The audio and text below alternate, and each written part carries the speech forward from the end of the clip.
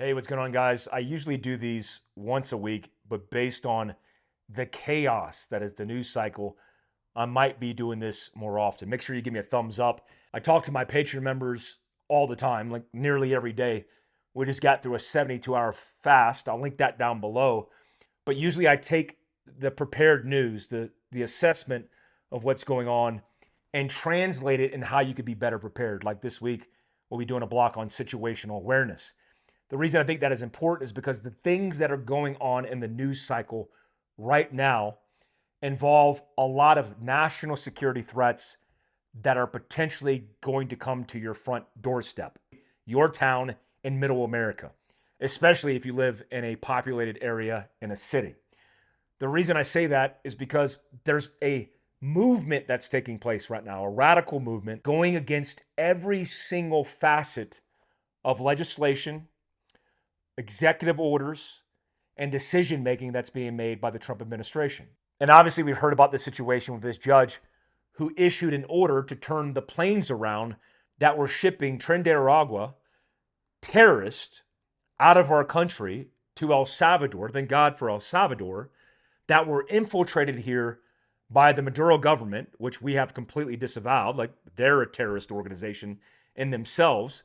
And they've literally infiltrated our country with open borders, with no policy, and committed acts of violence against American citizens. So often something that's been discussed in this is this Alien Enemies Act. Now, the Alien Enemies Act is not new to the United States of America. The founding fathers actually came up with it. It was signed into law into 1798, like over 200 years ago.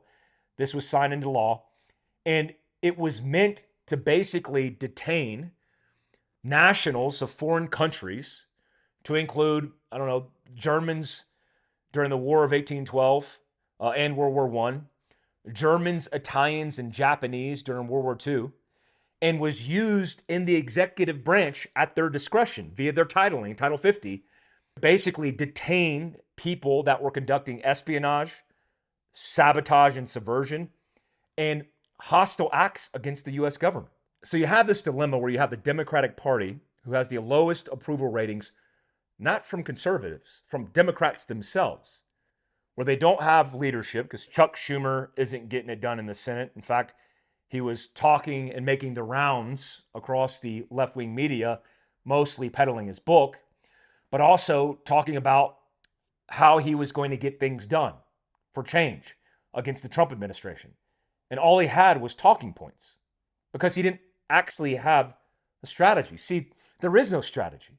That's the overall issue with what's going on in the Democratic Party. When you don't have leadership, you don't have a clear vision for the future, and you don't have any clear objectives to bring to bear.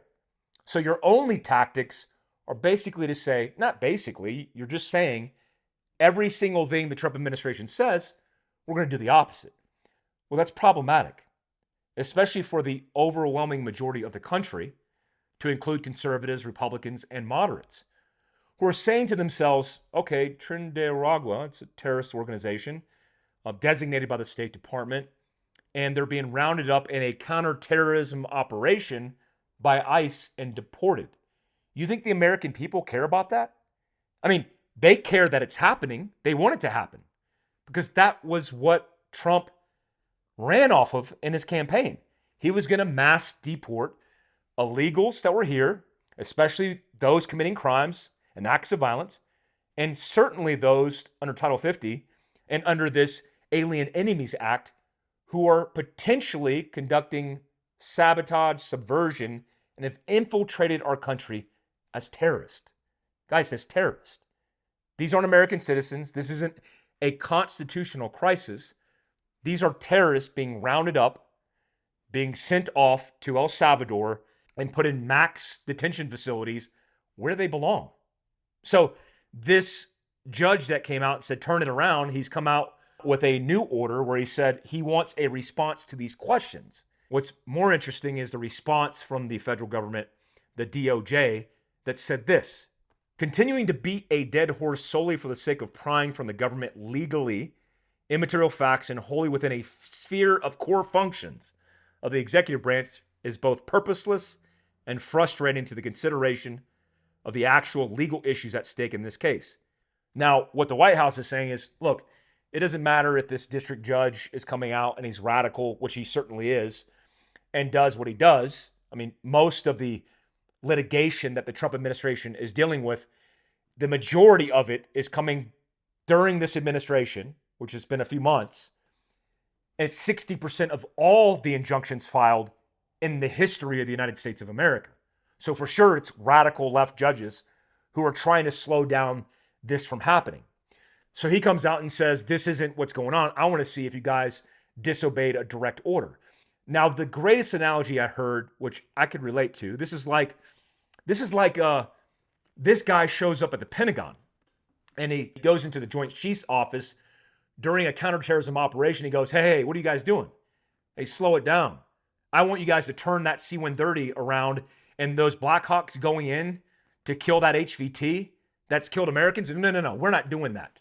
I need you guys to turn that around. And everybody looks at him and goes, what? Like, number one, who are you and why are you here? And the answer to that is like, bro, you don't have jurisdiction. Who even let this guy in? Like, who let this dude in? That's the issue here. Like, the president and the executive branch has the authority to do very specifically this. And it's like, is this the hill you want to die on, Democrats? Seemingly, yes. The answer is yes. So I find it problematic that this is going to continue to be the issue.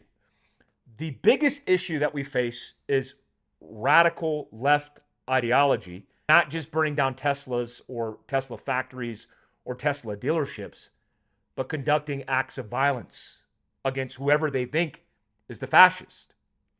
Let me give you a case in point. Right now, Israel is dropping bombs on heads in Gaza. They've already killed many new members of Hamas who are designated in leadership roles. They've already killed them.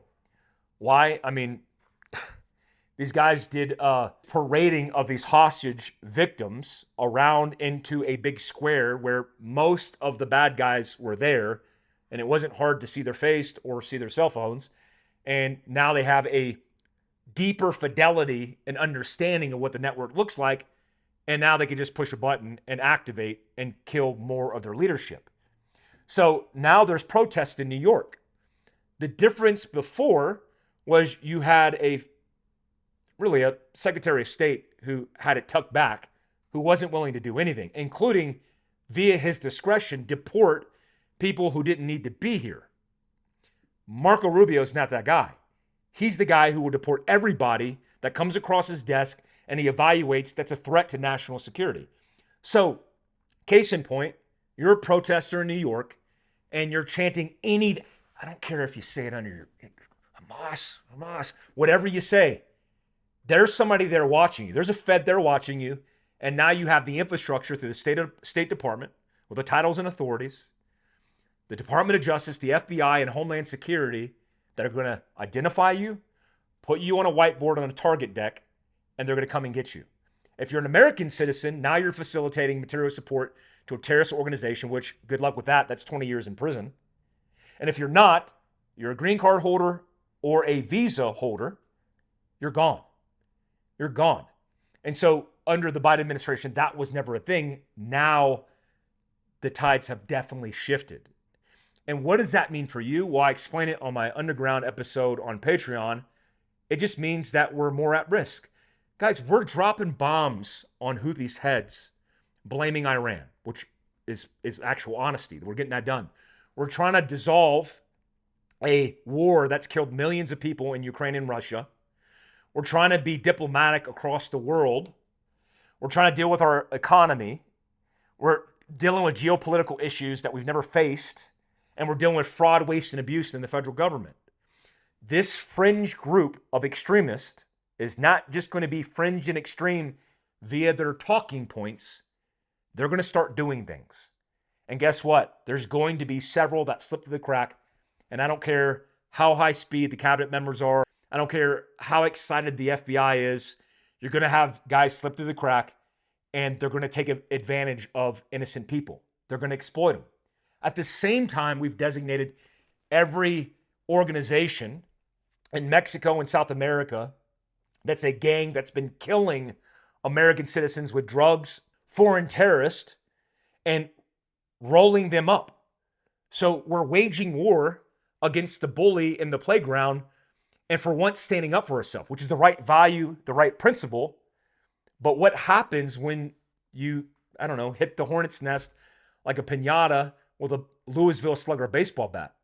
You're going to get bit. Things are going to get crazy, man. It's going to get wild. We're just in the beginning phases of this. We're only seeing just a hint of things to come. We haven't even got started. Guys, I'm off to the underground to talk to my patrons. If you want to join my Patreon, it's absolutely free. You actually could join it for free as a member. I'll link it down below.